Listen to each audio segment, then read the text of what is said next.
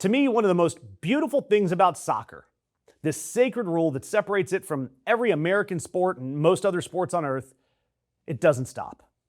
45 straight minutes a half, no timeouts, no 2-minute warning, no we'll be right back after these messages, no the last minute of the game lasts a half hour. So naturally, the very first thing that Gianni Infantino and FIFA did when they brought the World Cup to America was invent a reason to pack more ads in. They're calling it a hydration break because of the heat. 3 minutes, twice a game, officially so that the players can drink some water in all of this summer heat. It sounds caring, it sounds responsible.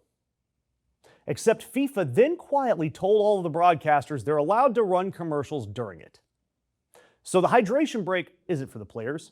It's a brand new ad window carved into the one sport that didn't have one, and they're doing it even in indoor climate-controlled arenas. And we know it's about the players, or about the money, not the players, because of how it went in the very first game. The tournament opens, Mexico versus South Africa, the whole world except for me watching, and the second the hydration break hits, Fox cuts to commercial. Fine, gross, I guess that's what I expected. But during the second half break, Fox ran the ad so long that they didn't come back in time. And viewers came back from a pickup truck ad or something to find the game already in progress. They actually missed live World Cup action on the opening night, the opening game of the tournament, for greed. They got so greedy for the ad money and something that they're already making billions of dollars off of, that they couldn't even bring you the thing that the ad money was attached to. And we know that this is just a Fox thing because Telemundo, the Spanish broadcast, stayed with the game. Fox aired ads that happened to have a soccer game attached to them, all to grab cash so that they took the most popular sport in the world and they're trying to cram it into the model of the country that sees soccer as, what, the fourth most important sport? By the way, for comparison, the worldwide Super Bowl numbers, around 150 million viewers, not shabby. The Champions League final usually brings in north of 500 million viewers. The entire World Cup is expected to be seen by over 5 billion people.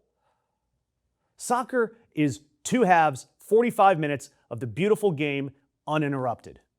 And the suits looked at that and said, this negative space, I know what it needs. It needs an AT&T ad.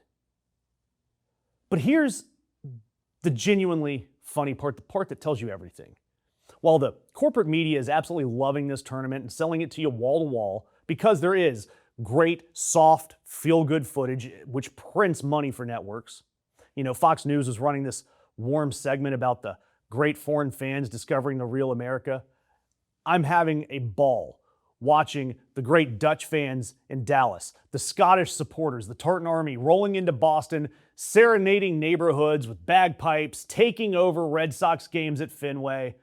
You've got Freddie LA7, the German fan, who's gone viral, road tripping the South and losing his mind over his first experiences of Waffle House and Buc-ee's. I see it. It's funny. It's great. It's charming. But what are these people actually charmed by? That's the part I keep thinking about when I see them. They're not charmed by our healthcare, not our great libraries, not our great buildings, not our history, our awesome infrastructure.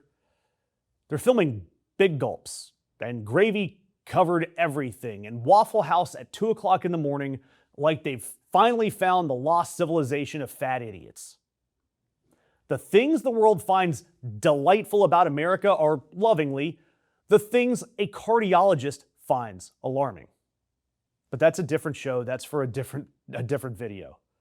But for all of those funny images, this tournament, under President Trump and his handpicked goons, is also a gigantic mess. And I've told you that the man in charge of the White House World Cup operation, Andrew Giuliani, Rudy's son, and under his watch, fans from more than a quarter of the countries in this tournament are struggling to even get in the country. It's gotten so chaotic that an entire national team ended up stranded.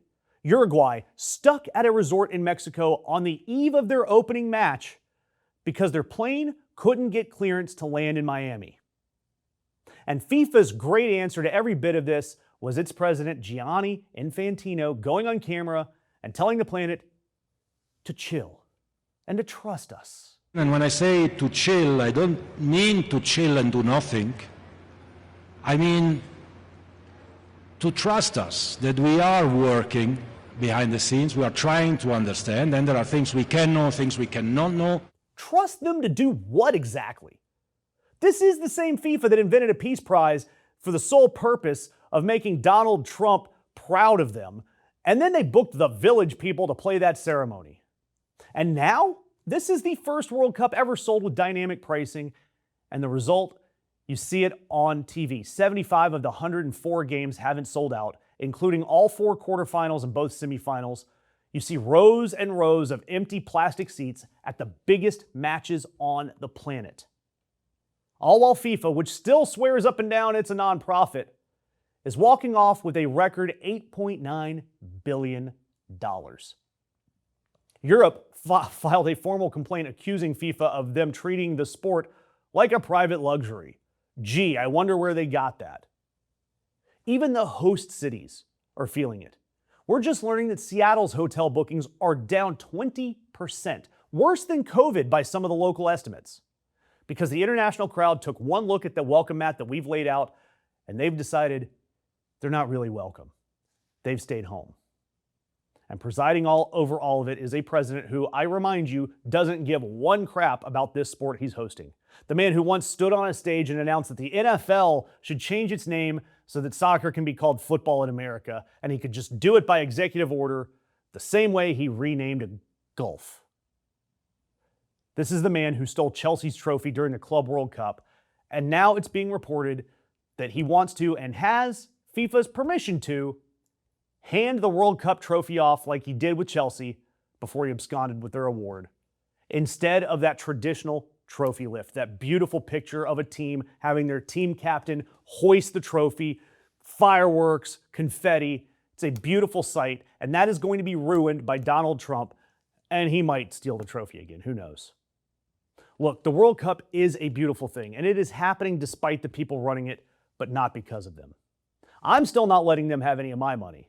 But tell me in the comments, are you watching? Because I'm getting a little FOMO, but I'm going to stay strong.